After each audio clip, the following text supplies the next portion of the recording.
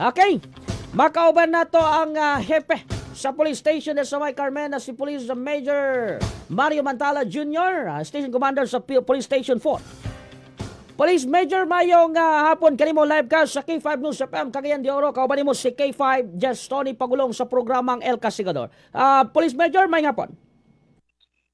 Yes sir, may hapon kanimo da sir.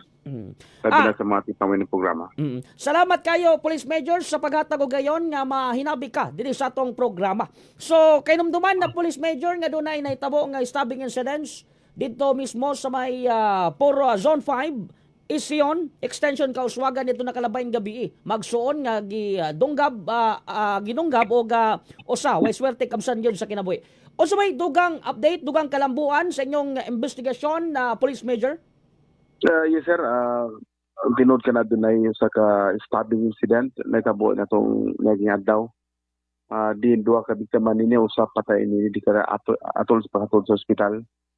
Kagaron sir, malampos kita ato kini nadakpan kining suspitsado.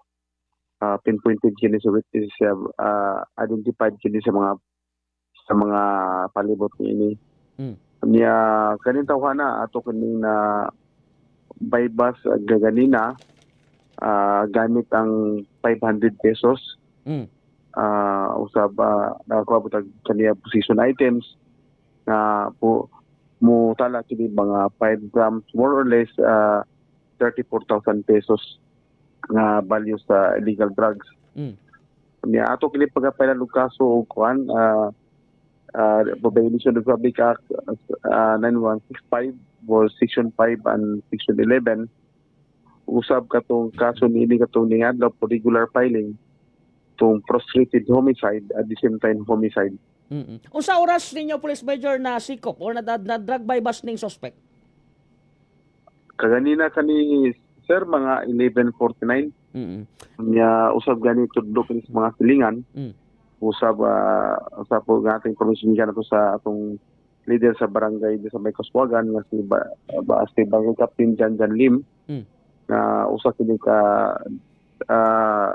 kayo tog legal drug diya sa mong barangay.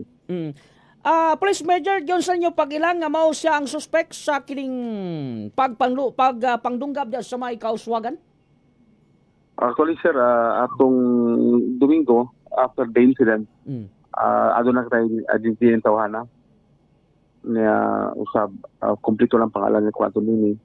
Ang ato lang availability ni pagfile sa kaso gani karon ato pagipawag ang death certificate ato mga biktima o atong yang medical certificate sa atong buhi bakang sa ospital. So karon kumusta ang sitwasyon sa usa ka igsoon nga gidunggab Police Major katong nasa ospital unsa man kuan 50-50 or either nasa luwas na nga kahimtang? Sa karon sir nakadis sa luwas nga kahimtang but under monitoring pa kini. So Police Major, congratulations kay diretso og murag doble ang inyong igo karon or accomplishment. Tungod lagi kay nakuhaan pod kini og illegal nga gituwag illegal nga droga og congratulations diya sa kapulisan sa may Carmen. Og karon Police Major, so atong nasayran na Police Major nga kining mga biktima unsa may i-file ning kaso karon? Sa karon sir, ato ni mapile ang kaso hindi katong homicide ug prostituted homicide ugma pato mo ka. Apan availability kini sa ginikanan o katong mga dokumento nga mo ipangayo para jury sa file of case. So asa naman ni karon ang suspetsado Police Major? Sa karon sir nakaroon sa Maharlika Detention. Nasa Marlica. Okay. Police Major, congratulations again sa inyong mga accomplishment nga na kuan karon na accomplish karon nga adlaw og labi na gyud sa umaabot pa. Og imo na lang panawagan sa atong mga katawan labi na gyud sa Cagayanos Police Major kalabot na usab connection diri sa inana nga mga pangitabo. Yes sir, in behalf sa Police Station 4 kapulisan din sa Dakpan sa de Oro niya susama sa nitabon ini dakong salamat sa pagkakuan din sa Barangay Kaswagan usab suporta din sa atong barangay executive nga malampuson kini nga nadakpan nato kaning tawhana ug usab sa impormasyon na kuha nato ang kanina labigit sa illegal droga through other form of operation base sa bisyo ni tawanan na nakpan nato kini. Una the same scenario kung adunay mga insidente nga na nakita o nabawaan kaninyo report sa mo sa nearest position para usab makatabang kini mosulba ng kaso. Okay. Police Major Mario Mantala Jr., Police Station Commander, diya sa may Police Station 4 diya sa may Carmen. Daghan kayong salamat o saludo ang K5 News FM kaninyong tanan diha, Police Major. Salamat kayo sa imong paghatag og oras sa K5 News FM. Welcome po sir, may hapon ka ng tanan. Atong nabati si Police Major Mario Mantala mga higala Jr. Diya mismo sa may Police Station Carmen. Hepe mga higala. So nasikop na. So inani kaabti ka nga atong kapulisan din sa syudad sa Cagayan de Oro.